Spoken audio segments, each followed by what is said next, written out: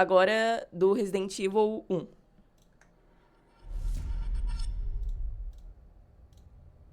É do mesmo canal. Resident Evil Remake, Todos os vídeos que eu pra peguei muitos, o são do melhor mesmo canal. Resident Evil da história. Isso porque ele pegou tudo que tinha de melhor do primeiro game da série e transformou num jogo fantástico, com gráficos que impressionam até hoje e uma trilha sonora marcante. Resident Evil 1 Remake foi lançado em 2002 para o GameCube e o Nintendo Wii. Bom, antes de começar aqueles recadinhos básicos, é essencial que antes de ver esse vídeo, vocês já tenham visto o vídeo que eu fiz do Resident Evil 0, porque nesse vídeo eu vou citar muitas Acabamos de coisas ver. dele. Então, para não ficar perdido, vão lá e vejam o vídeo, beleza? Mais um recado, vídeos dessa categoria são para quem já jogou o game e deseja saber da história. Então, se você não jogou o game, eu recomendo que não veja o vídeo, ok? Agora, você que já jogou o game, deixa seu like aí, porque hoje vamos falar da história completa de Resident Evil Remake. Comecei na semana passada, pela primeira vez. Eu ouvi música geek. O chat foi mandando e eu fui ouvindo. Sabe?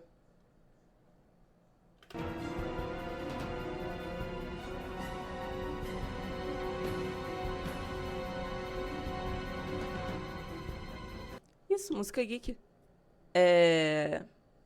Música de anime. Ouvi música de Blue Lock, Kimetsu no Yaiba, Jujutsu, One Piece.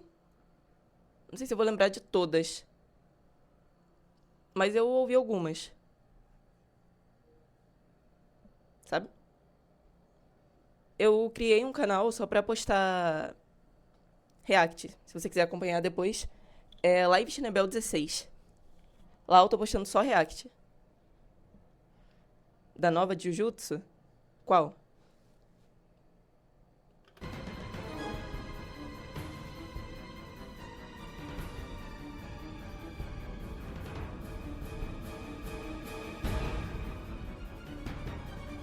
A cobra gigante?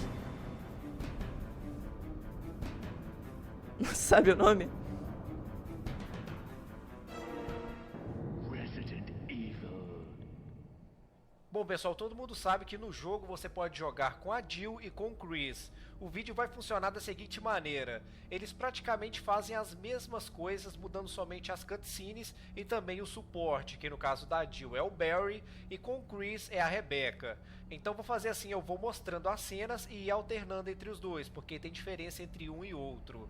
Eu não Bom, sabia era disso. julho de 1998, o time Alpha da STARS, lembrando que STARS significa Serviço de Resgate e Táticas Especiais, estava sobrevoando uma Pra mim, floresta você que jogava, sei ficava lá, a com o noroeste de Raccoon com City. o Chris. A equipe E a foi Jill enviada pra era procurar e parceira resgatar o dele. time Só que não Bravo, tinha que como jogar com desapareceu ela. durante uma missão. Pelo visto, tem como jogar O com os time dois. Bravo é o time da Rebecca do Resident Evil 0, que tinha ido pra floresta investigar suspeitas de canibalismo. O time Alpha era composto por Jill Valentine, Chris Redfield, Barry Burton, Albert Wesker, Joseph Frost e Brad Vickers. Depois de um Stars. tempo explorando o local, Jill avista o helicóptero de seus parceiros, mas quando eles pousam para investigar, eles encontram o helicóptero todo destruído. E se não bastasse isso, o piloto Kevin estava morto e com o corpo todo desfigurado. Joseph toma um baita susto quando encontra o corpo de Kevin, mas Isso que eu ele ia falar, segue será que em vai ter frente remake à desses procura antigos? dos outros membros da equipe Bravo. Durante a exploração do local, Joseph sente na pele o que tinha acontecido com Kevin. Ele é morto por vários Espero que cães tenha, né? zumbis. Jill é a que vê primeiro o que tinha acontecido com seu amigo e vendo aquilo fica sem reação nenhuma. De repente um dos cães parte para cima dela também, mas Chris a salva na hora. Percebendo que a situação não era favorável, todos começam a correr e no caminho Brad, como um verdadeiro covarde, deixa seus amigos para trás e indo embora com o helicóptero. Chris Maldito. estava quase sendo alcançado por um dos cães, mas o Wesker chega na hora e consegue salvar seu companheiro. No caminho, Chris avista uma mansão e fala para todos irem para lá buscar refúgio. Bom, O pessoal, Wesker, antes de companheiro. prosseguir com a história, seria importante eu interromper um pouco para falar sobre o passado de cada personagem, para um entendimento melhor da história. Jill Valentine nasceu em 1974. Seu enorme talento em trabalhar com explosivos e arrombamento de fechaduras fez com que rapidamente ganhasse destaque na equipe Alpha. Chris Redfield nasceu em 1973 e desde pequeno sempre teve uma personalidade forte. Ele é um soldado Colete completo, é verde um excelente fluorescente. atirador, sabe lutar como ninguém e se adapta em qualquer situação. Sua carreira começou na Força Aérea Americana. Ele sempre foi elogiado pelos seus superiores e, além disso, chegou a trabalhar junto com Barry, que era da mesma equipe que ele. Apesar dessas qualidades, por ter uma personalidade forte, ele deixou a Força Aérea por ter batido de frente com um de seus comandantes. Após isso, ele foi recrutado pela Stars, indo diretamente para a equipe Alpha. Como ele era um ótimo soldado, não demorou muito para se destacar. Mesmo com tudo isso acontecendo na floresta e também na mansão, ele rapidamente se adaptou à situação. Barry Burton nasceu em 1960 e antes de ser parceiro de Esse Chris só muda de cara a cada jogo uma face nova. Ele faz plástica antes de participar de cada jogo. Entendeu? É por isso. Chris na O do 7 é intancável. Eu acho que o pior, na minha opinião, é o do 5. 5 é. O que tem ele e a Sheva. Nossa, aquele dali é terrível. É desproporcional. E eu não digo nem de rosto, é o boneco em si. Ele parece um armário e, sei lá, não bate. Força Todo quadrado, parecendo um boneco do Roblox. Aérea, ele fez parte de uma equipe especializada da SWAT. Apesar de ter uma ótima carreira militar, ele é um bom pai e um bom marido e é capaz de fazer qualquer coisa por sua família. Ele é um cara bem calmo, mas tem um grande senso de justiça. Em 1996, ele entrou para a equipe Alpha da Stars, sendo responsável pelo armamento da equipe.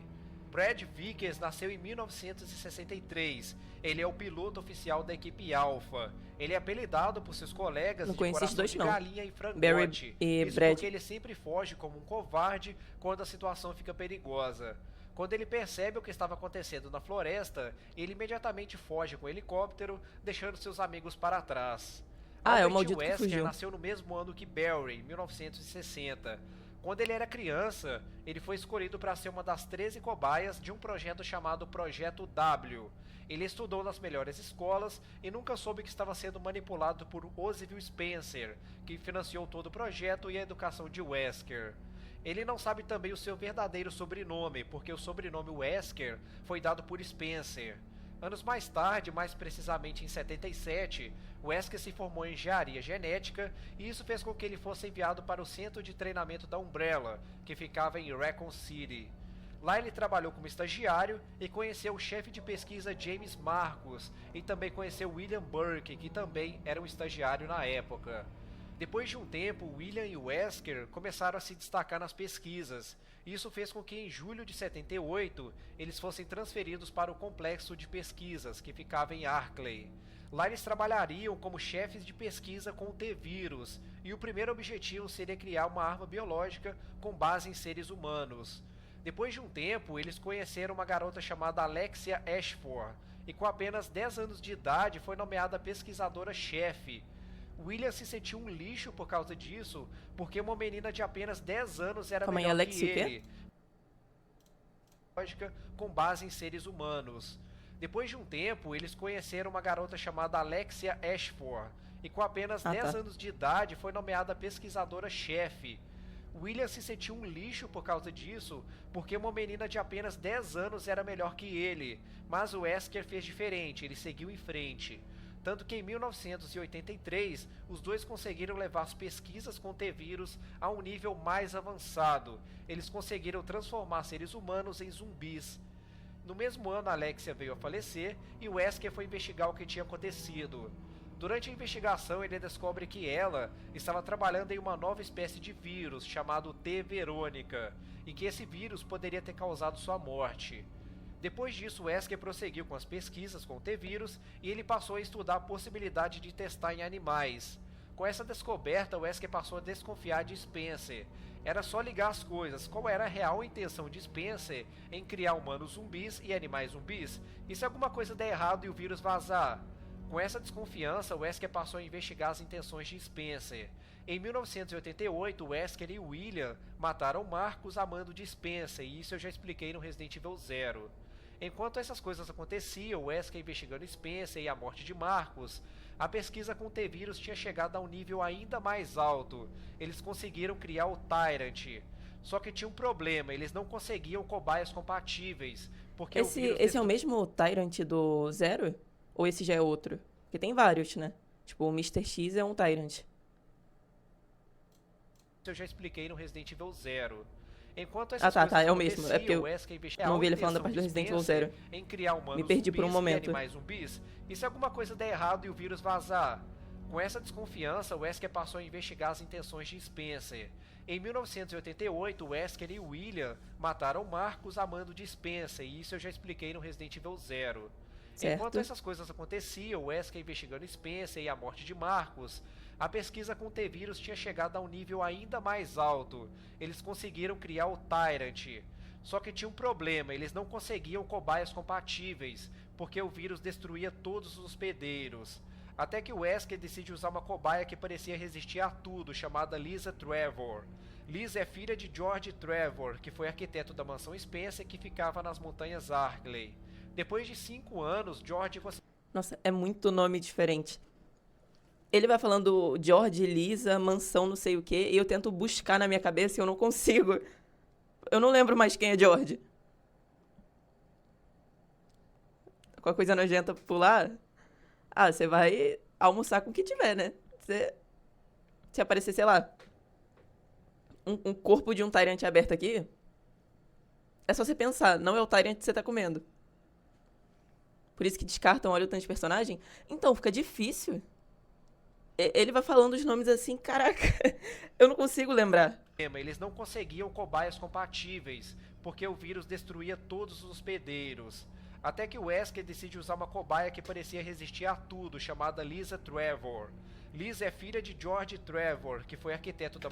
Pelo lado bom, tem isso, né? Você tá comendo, só que a qualidade não tá das melhores. Independente do que aparecer, tá tudo bem.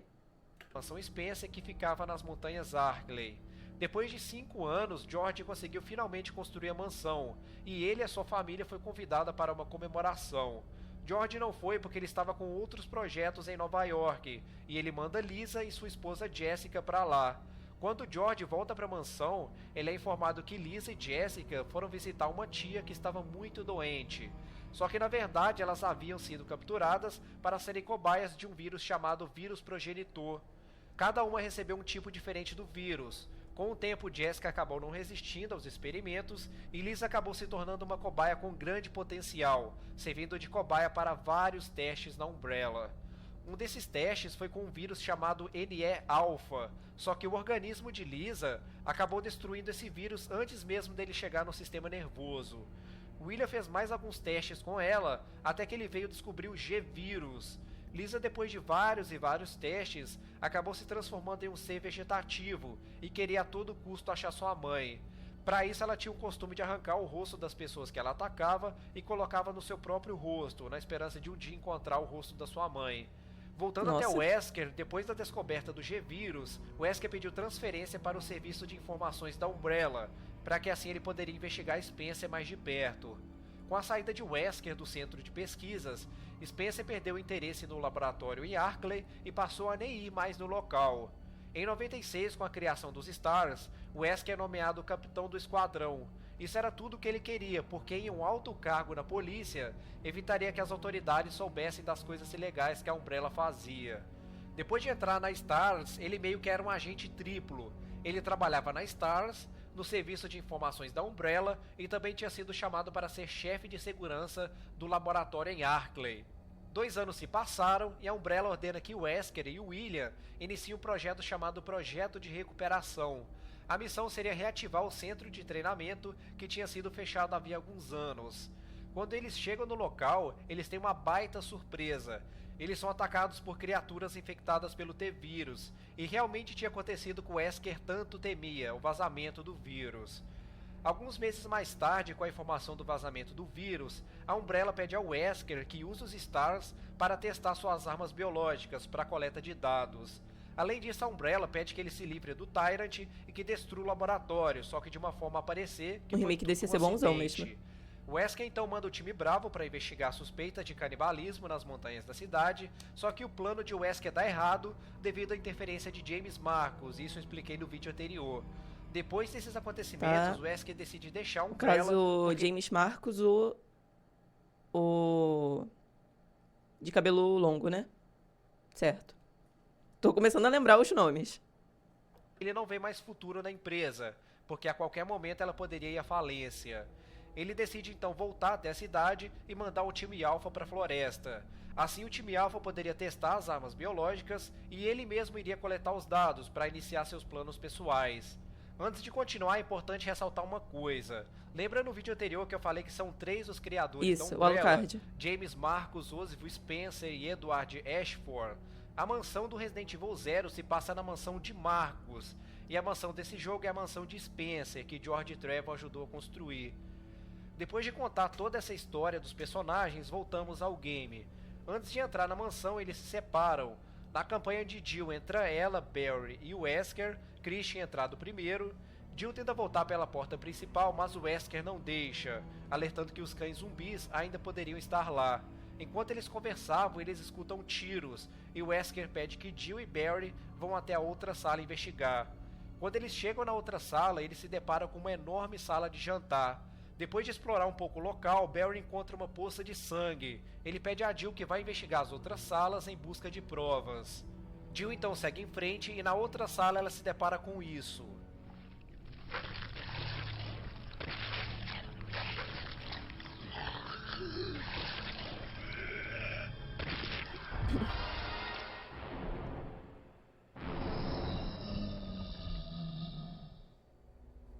Ela encontra um membro da equipe Bravo chamado Kennedy. Ele estava sendo devorado por um zumbi. Kennedy? Jill consegue derrotar a criatura e volta até Barry para contar o que tinha acontecido. Ela entra desesperada Parente na do Leon? sala e o mesmo zumbi aparece novamente Leon e Barry S. consegue Kennedy? matá-lo. Eles precisam agora relatar isso ao Wesker, mas quando eles voltam para a entrada do local, o Wesker não estava mais lá. Eles decidem então se separar, porque seria mais fácil para encontrar os dois. Na campanha do Chris entram ele, Jill e Wesker. Barry tinha entrado primeiro. Depois de um tempo eles escutam tiros e Chris vai sozinho até outra sala investigar. Seguindo em frente, ele encontra o mesmo zumbi devorando Kennedy. E depois de matar a criatura, ele volta até a entrada e não encontra ninguém, somente a arma de Jill jogada no chão. Agora seria um momento interessante para falar sobre os zumbis. Eles são os funcionários do laboratório que foram infectados pelo T-Vírus. Eles são lentos e tudo que sabem fazer é procurar por carne. O vírus pode ser transmitido de várias formas, como água contaminada, contato com animais infectados e até humanos infectados. A forma mais conhecida é através da mordida. Isso faz com que o vírus que fica na saliva dos infectados entre na corrente sanguínea da pessoa. Os zumbis chegaram até a ser estudados por William e Wesker, mas as pesquisas não foram para frente porque eles não seriam uma arma biológica com grande potencial. Quando a pessoa é infectada, ela sofre algumas mutações, como a perda da inteligência e a perda da pele e também dos músculos. Ele é guiado somente pelo instinto de se alimentar, isso porque o metabolismo da criatura fica muito acelerado. Na mansão, Jill e Chris encontram também o Crimson Head. Ele é um zumbi que passou por um processo chamado VACT. Esse processo ocorre quando o zumbi sofre muito dano, assim o vírus começa a atuar de forma mais rápida. Um negócio que eu acho interessante, que eu não lembro se em Resident Evil é assim. Até porque não são todos os jogos, séries que representam os zumbis que isso acontece. Mas, se bem me lembro, eu acho que Resident Evil é desse jeito. Mas, no caso, que os zumbis, eles não precisam comer. Mas eles fazem isso por instinto, né? Só que eles não precisam. Ou seja, se um zumbi ficar um mês sem comer nada, ele não vai morrer, ou coisa do tipo. Sabe? Não é algo que eles têm como necessidade. Em muitos jogos isso é diferente, né? Por exemplo, o The Walking Dead da Telltale, o zumbi, acho que ele morre, né? Se ele não comer. Fica muito fraco e não consegue nem andar. Eles comem por diversão. Eu não diria nem diversão.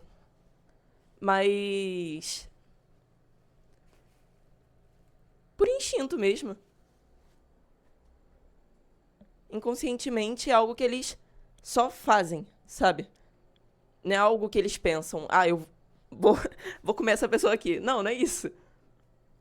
É como se fosse algo natural. Até porque zumbi não pensa. Esses normais, pelo menos, né? Eles não pensam. Então acho que diversão não seria bem a melhor palavra. Mas eu entendi. Reconstruindo alguns tecidos do corpo. Isso faz com que eles fiquem ainda mais fortes e mais resistentes. Voltando até a campanha da Jill, enquanto ela investigava a mansão, ela chega numa sala que tinha uma armadilha. A pessoa que entrasse na sala seria esmagado pelo teto, que ia descendo aos poucos. Jill fica desesperada com a situação e, por sorte, Barry aparece e consegue salvá-la. Jill fica agradecida e Barry fala que eles devem continuar a procura por Chris e o... Por que os zumbis não se comem? Pô, é diferente, não?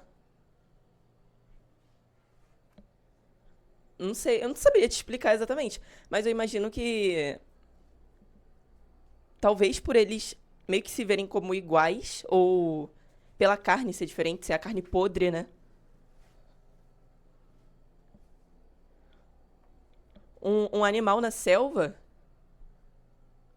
Eu tô indo pra outro lado, né? Mas eu acho que serve de qualquer jeito. Um animal na selva, ele pode atacar sim um animal que já tá morto, que tá apodrecido. Mas se tem um animal morto e outro animal com a carne fresca, ele vai comer a carne fresca, não a carne apodrecida. Não é à toa que quando, na maioria dos filmes, jogos, etc., se a pessoa passar carne de zumbi, no caso, o sangue do zumbi, ficar com o cheiro do zumbi, o zumbi não ataca. Entendeu? Se você disfarçar o cheiro.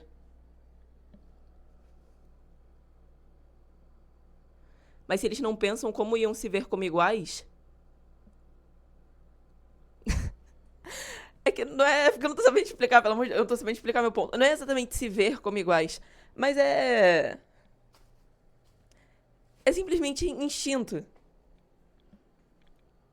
Eles não precisam pensar pra ter essa diferença. Entendeu? Por exemplo, por que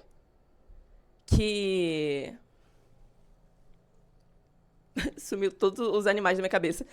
Mas pensa em um bicho aleatório aqui.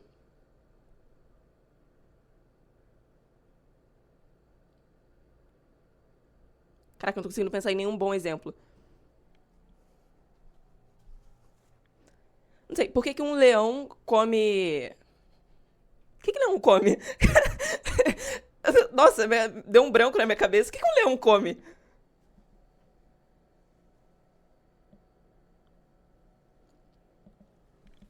Mas enfim, por que o leão ele come um bicho aleatório, mas ele não vai necessariamente atacar outro leão se ele não tiver com uma fome extrema? Ou seja, pra morrer. Entendeu? Eu acho que é exatamente isso. Não é que eles pensam, eu vou selecionar esse pra comer, esse daqui eu não vou comer. Não, é algo natural, sabe?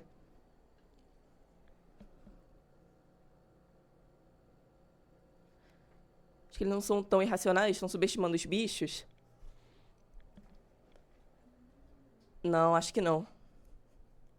Esses zumbis normais assim, eu acho que não. Eu acho que eles são realmente irracionais. Por instinto. Exato.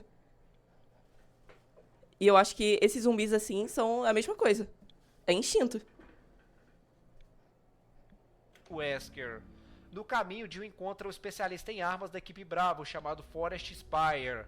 E como ele já estava morto, Jill não dá muita bola e segue em frente. Só que quando ela volta, ele tinha virado zumbi. Chris encontra ele também e fica se lamentando por ter perdido um amigo. Depois de matar a criatura, Jill segue em frente e encontra outro membro da equipe Bravo, chamado Richard Aiken. Ele estava Os todo animais também são machucado e irracionais? Jill pergunta o que tinha acontecido Exatamente. com ele. Richard fala que ele foi atacado por uma cobra gigante e pede a Jill que procure o soro que ele tinha visto em outra sala. Só que, mesmo com isso daí dos animais serem irracionais, eu ainda acho que pros zumbis é pior ainda. Porque os animais, eu acho que eles ainda têm um pouquinho de coisa, sabe? Os zumbis não. Os zumbis eu acho que tem 0, 0, 0. Não deve passar vento no cérebro dos zumbis. Depois de um tempo, Jill encontra o soro e aplica em Richard. Ele decide ficar na sala por um tempo para o soro fazer efeito. Na campanha de Chris acontece apenas uma mudança. Além de encontrar Richard, ele encontra Rebecca também. Depois de encontrar o soro, eles levam Richard para outra sala para ele se recuperar. Rebecca fala que assim que Richard melhorar, que ela vai até ele para eles acharem uma saída. Rebecca nasceu em 1980 e depois dos acontecimentos do Resident Evil Zero, ela foi para a mansão que Enrico tinha falado, e quando ela chegou no local, rapidamente foi para os dormitórios. Richard a encontrou dormindo, e depois que ela acordou, eles decidem ir procurar por Enrico. No caminho, eles são atacados pela cobra gigante, e durante a batalha, Richard acaba sendo envenenado. Voltando até Jill, depois de salvar Richard, Jill segue em frente e no caminho ela encontra algumas vespas infectadas. Elas sofreram mutação graças ao T-vírus, assim elas ficaram maiores e mais agressivas. Seguindo em frente, em uma das salas, Jill encontra a cobra gigante que tinha... Pô, vespa desgraçada, tá? Eu passei tanta raiva com essas vespas. Eu não sei se é a mesma vespa, né? Mas com aqueles mosquitos do Resident Evil 4, que eu tenho certeza que se eu jogasse esse primeiro jogo, eu passaria raiva também. Atacado Richard. Ela foi apelidada de Yol pelos pesquisadores. Ela originalmente era uma cobra normal, mas depois de servir como cobaia nas pesquisas com o T-vírus, acabou se tornando uma cobra gigante e muito agressiva. Assim que Jill entra na sala, a cobra vai para cima dela. Richard aparece com uma 12 e tenta ajudá-la. Depois de alguns tiros, eles pensam que derrotaram a criatura, mas só pensam porque ela levanta novamente e parte para cima de Jill. Por sorte, ela é salva por Richard, que é engolido inteiro pela cobra. Na campanha do Chris, como Rebecca tinha ficado mas tá no vivo, quarto né? cuidando Richard. de Richard, ele enfrenta É só matar a sozinho cobra e tirar de lá de criatura. dentro. Se por acaso você foi envenenado pela criatura, Ele foi Rebecca engolido. vai atrás do soro e salva Chris. Seguindo em frente, tanto Jill quanto Chris Só não pode demorar. encontram novamente os cachorros zumbis. Eles são os Cerberus, eles foram criados a partir de pesquisas com o T-vírus em cães da raça Doberman. Eles atacam em bandos e assim como os humanos zumbis, eles são sedentos por carne. Eles foram libertados por Wesker para que assim ele pudesse testar nos Stars. Além dos Cerberus, eles encontram também corvos e... É algo meio específico que eu vou falar agora. Mas eu acho muito engraçado quando eu vejo algo assim sobre cachorros representando algo ruim. Sejam Cerberus ou mais resistência. Não necessariamente algo ruim, tipo o cachorro da polícia. Que representa algo resistente, algo forte, sabe? E colocam o Doberman. Porque eu tenho uma Doberman. E ela é uma das cachorras mais, sei lá, dóceis que eu já tive, sabe? Ela só vive pulando e brincando. Então, sempre que eu vejo assim, me dá muita vontade de rir.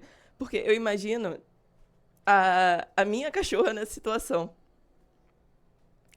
E fica muito difícil de imaginar. Eu tenho. Eu tenho uma Doberman marronzinha, que ela... Eu não sei exatamente, eu acho que ela tá com 3 anos já. Só que ela é muito alta. Ela tá com 3 anos e eu tenho uma que é vira-lata, que é mais velhinha. Deve ter... É que eu não lembro exatamente, né? É difícil pra mim gravar a data, mas eu acho que a Maia, que é a vira-lata, ela já tem uns 7 anos, talvez, por aí. E a Doberman é a Misha. Misha e Maia. Mas e elas são muito diferentes uma da outra, porque a vira-lata, que é a Maia, ela só dorme, brinca e come. Ela não faz nada. Aquela cachorra nem se mexe direito. E ela é gordinha, sabe? E a Misha, ela é totalmente diferente. Ela é muito magra, porque ela se exercita muito, ela sai pela rua correndo.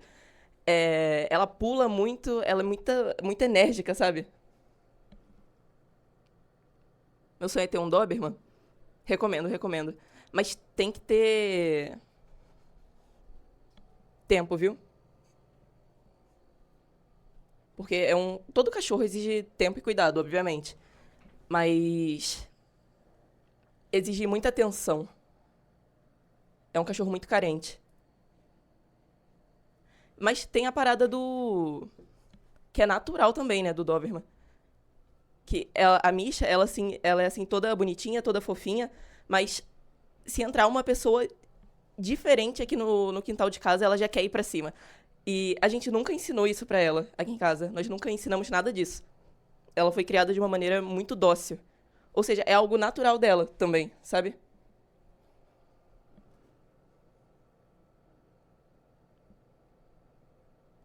Cachorro é quase um filho?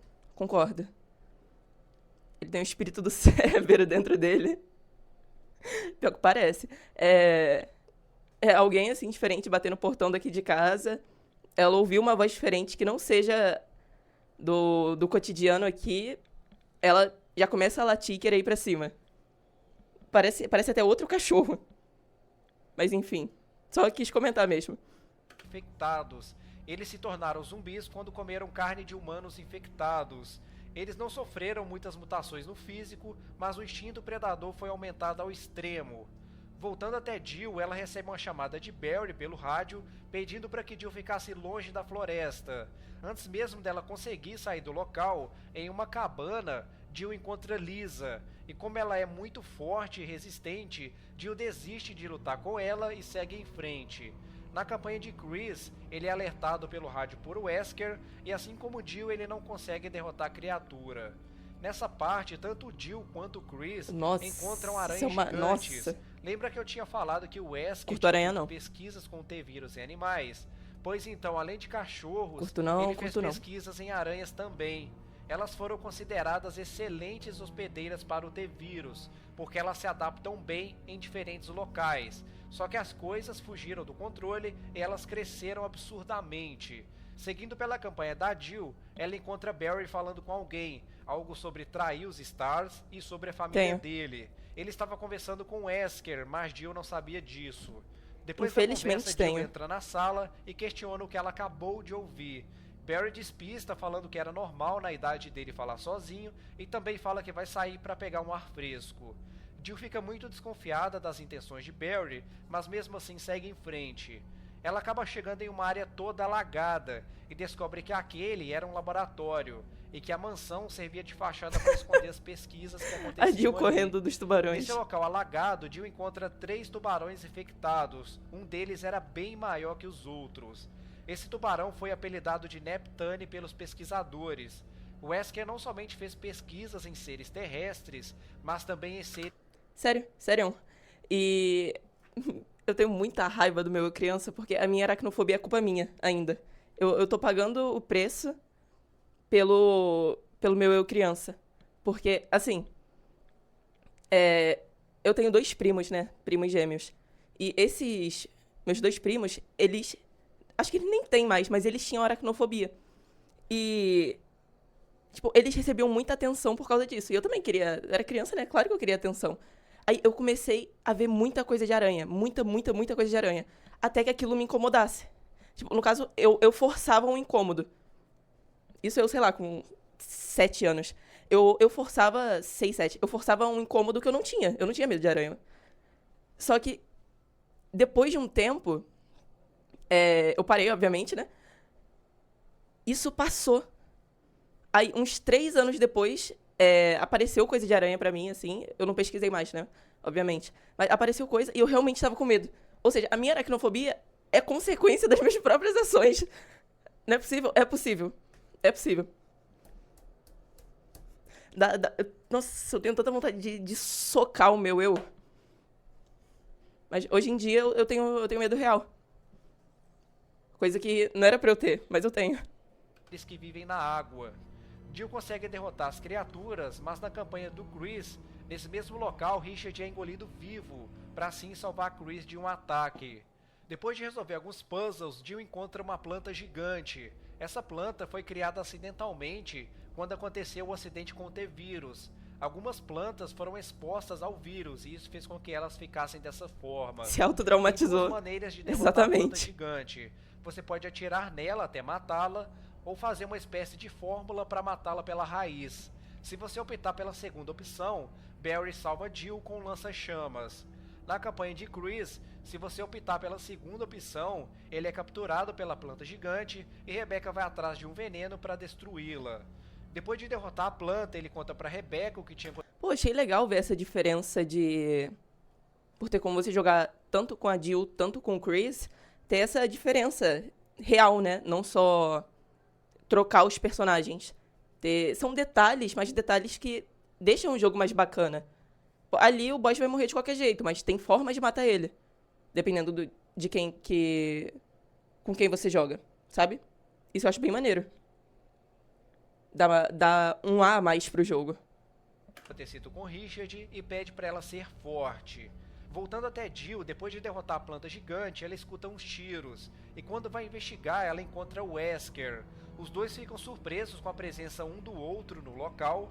Eles conversam um pouco No 2 e o clássico, Wesker tenta jogar Jill contra Barry. não sei. E mais tarde vocês vão Mínima saber ideia. por quê.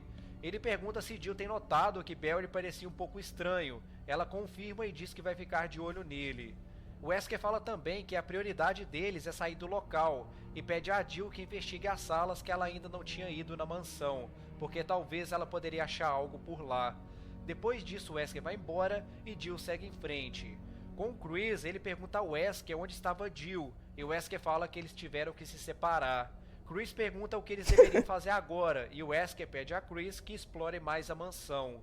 Nessa parte, para os dois protagonistas, aparece um monstro chamado Hunter. Esse monstro foi criado a partir de DNA de répteis em óvulos humanos com T-vírus. Nossa. O objetivo era criar uma arma biológica focada no Que combate. bicho estranho. Eles superam qualquer outra arma biológica criada, ficando atrás mesmo do Tyrant. Ele é forte, rápido, dá um grande salto e pode arrancar qualquer membro de uma pessoa com um golpe. Isso porque ele tem grandes garras nas mãos. Voltando até Jill, ela... Estranho ruim, no caso. Nem parece bicho de Resident Evil. Parece, sei lá, uma super tartaruga. Achei meio nada a ver esse bicho aqui. Não sei, não curti o designer dele. Acho que dava pra ter feito algo bem melhor. Eles superam qualquer outra arma biológica criada, ficando atrás mesmo do Tyrant. Ele é forte, rápido, dá um grande salto e pode arrancar qualquer membro de uma pessoa com um golpe. Isso porque ele tem grandes garras nas mãos. Voltando até Jill, ela chega em uma espécie de caverna e lá ela encontra Enrico, o capitão da equipe Bravo. Ele estava muito ferido e alerta Jill de que tudo aquilo foi armação da Umbrella e que existe um traidor entre eles. Só que antes dele continuar revelando mais coisas, alguém atira nele e ele morre. Jill não consegue ver quem tinha atirado em Enrico e fica lamentando a morte de mais um amigo. Com Chris não tem muito o que comentar nessa parte, porque acontece exatamente a mesma coisa. Depois da revelação de Enrico, Jill volta até a mansão e depois de resolver alguns puzzles, ela consegue abrir uma porta que estava atrás da escada no hall de entrada da mansão. Lá ela encontra Barry, ele tenta apontar uma arma para ela e Jill rapidamente consegue desarmá-lo e pede para que ele comece a explicar. Só que antes dele começar a falar, Lisa aparece e eles travam uma batalha. Era praticamente impossível matar Lisa, mas para sorte deles, ela acaba se jogando em um grande buraco que tinha ali. Com Chris ele tem a ajuda de Wesker, e depois de meter bala em Lisa, ela se joga no buraco também. Depois disso, tanto na campanha de Jill também, né? quanto na campanha de Chris, eles conseguem chegar nos laboratórios subterrâneos da Umbrella, e aqui eles encontram mais uma arma biológica, a Quimera. Essa criatura foi criada a partir da combinação de genes humanos com genes de mosca Esse e bicho aí é também maneiro. de vírus. Continuando ainda Essa no mandíbula laboratório, aberta. Jill encontra Barry. Ele leva ela até um grande laboratório e lá eles encontram Wesker. E aqui Jill descobre quem era o verdadeiro traidor. Nos seus planos, o Wesker sempre estava um passo à frente. Desde que a equipe Alpha estava indo procurar a equipe Bravo, o Wesker estava usando Barry na sua missão de coletar dados. Barry seria uma espécie de carta na manga que, se algo desse errado, ele usaria Barry para resolver. Ele tinha que obedecer... Me surpreendeu isso aqui. Eu ia comentar no início, só que eu tava esperando o vídeo acabar. Que eu achei esse Barry bem inútil. Tipo, dava pra ter feito algo só ali... Chris, Jill, Rebecca e Wesker. E que esse Barry tava aí de intruso. E o que foi embora lá também, né? Com o helicóptero. Tava aí também outro inútil. Mas, tá. Tá ganhando uma importância agora. o roteirista arrasou, é pior que aqui ele mandou muito. Todas as ordens de Wesker sem questionar, porque o Wesker tinha sequestrado a família dele e as fazendo de refém. E se caso Barry não fizesse o que ele queria, o Wesker iria matar toda a sua família. Aqui nesse momento, o Jill fica sabendo de todos os planos de Wesker, que ele estava saindo da Umbrella e que ele trouxe os Stars até a mansão para servirem de teste para as armas biológicas. Depois de revelar os seus planos, ele mostra a Jill a arma biológica. Arrasou o quê? Eu falei, arrasou não. É, o vice falou amassou, né? Só que, ué, amassar e arrasar é teoricamente a mesma coisa, não? Tipo, o roteirista amassou, o roteirista arrasou. O roteirista mandou muito. Mas corrigindo, então. A real é que eu tinha lido errado. É porque eu tô em pé. Vendo o vídeo assim, eu não consigo ficar parado na cadeira, eu fico andando. Aí eu só olhei de relance pro celular e vi. Arrasou. Mas no caso, o roteirista amassou. Fato, concordo. Mas também acho que ele arrasou. Que eles tinham criado, o Tyrant. Após isso, Wesker tenta matar Jill, mas Barry aparece e, mesmo correndo o risco de perder sua família, atira em Albert e Wesker. Barry se desculpa com Jill e de repente Wesker liberta o Tyrant. Seria importante eu falar um pouco do Tyrant agora com vocês. William e Wesker tinham planos de criar uma arma biológica perfeita, que seria forte, resistente, rápida e além disso que pudesse obedecer a qualquer ordem. As pesquisas começaram em 1988 e se alastrou por 3 anos. Isso porque o William e o Wesker não conseguiam achar um hospedeiro para o vírus que criaria o Tyrant. As cobaias eram fracas e sempre acabavam virando um zumbi normal. Finalmente, em 1991, eles conseguiram criar o Tyrant com a ajuda de um cara chamado Sergei Vladimir, que era ex-coronel do exército soviético. Mas eles não criaram somente um Tyrant, e sim várias variações dele. Continuando, como o Tyrant ainda estava prematuro, ele ataca Wesker e em seguida Barry. Não consegue derrotar a criatura sozinha, e quando ela vai ajudar Barry a se levantar, Calma aí só um segundinho. Continuando, como o Tyrant ainda estava prematuro, ele ataca Wesker e em seguida Barry. Mó tapão na cara do Wesker. Continuando, como o Tyrant ainda estava prematuro, ele ataca Wesker e em seguida Barry. Jill consegue derrotar a criatura sozinha. Wesker Quando ela evaporou. vai ajudar Barry a se levantar, eles percebem que o Wesker tinha fugido. Na campanha de Chris, ele encontra Rebecca e os dois vão juntos para o laboratório. Lá eles encontram o Wesker e ele revela toda a verdade para Chris. Após a conversa, ele atira em Rebecca e liberta o Tyrant. Só que aqui ele não atirou dá na somente um Rebecca? tapa em Wesker, ele atravessa o corpo dele com as garras. Chris agora enfrenta o Tyrant sozinho e consegue derrotá-lo. É importante ressaltar uma coisa, o Wesker quis morrer de propósito, isso porque ele iria reviver com poderes, tanto que quem jogou Resident Evil 5 sabe o que eu tô falando. E no vídeo do Resident Evil 5 vocês vão entender o porquê desses poderes de Wesker. Voltando para a campanha da Jill, ela e Barry decidem que é hora de sair do local. No caminho, um sistema de autodestruição tinha sido ativado por Wesker. Depois disso, Jill descobre que Chris estava preso em uma cela e decide ir até lá salvá-lo. Agora os três estavam finalmente juntos e agora eles poderiam ir para casa. Eles decidem ir até o heliporto do local e Jill usa um sinalizador para tentar chamar a atenção de Brad, que ainda estava sobrevoando o local. Enquanto Brad estava indo até o heliporto, o Tyrant aparece novamente e eles travam uma última batalha. Em determinado momento, Brad joga uma bazuca para Jill, que dá o golpe de misericórdia no monstro. Na campanha de Chris, quem ativa o sistema de autodestruição é Rebecca, e quem estava preso na cela era Jill. Depois de salvá-la, eles vão para o heliporto e travam uma última batalha com o Tyrant, e aqui acontece o final do game.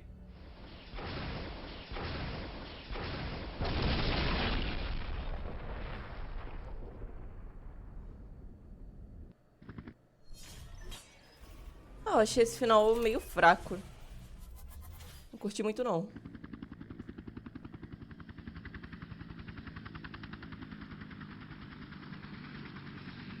Tipo, a história é bacana. Mas o final do Zero dá um espanco nesse daqui.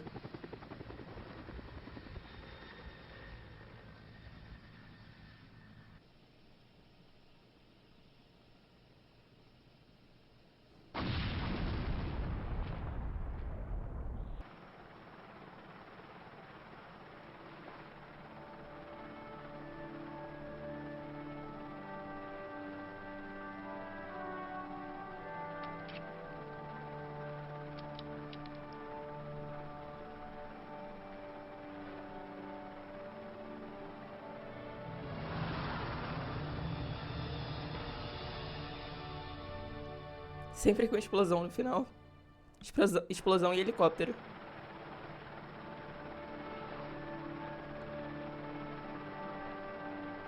Vai repetir a cena?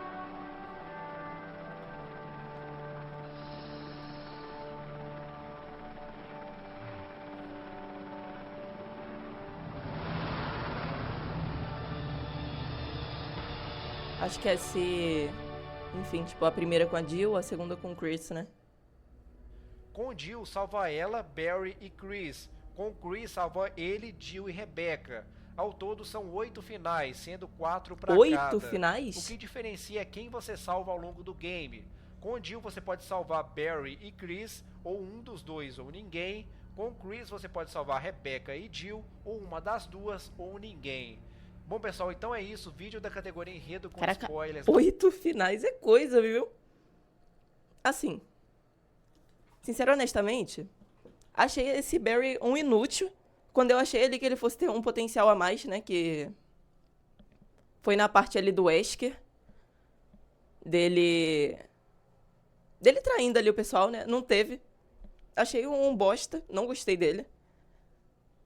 Por mim, vale bem mais a pena jogar com o Chris, salvar a Jill e a Rebecca, do que jogar com a Jill, salvar o Chris ou o coisa que eu acabei de falar o nome, o Barry.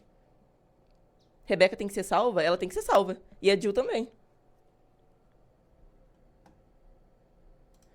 Eu curti. Mama. Mama. Mama. Mama. Mama. Mama.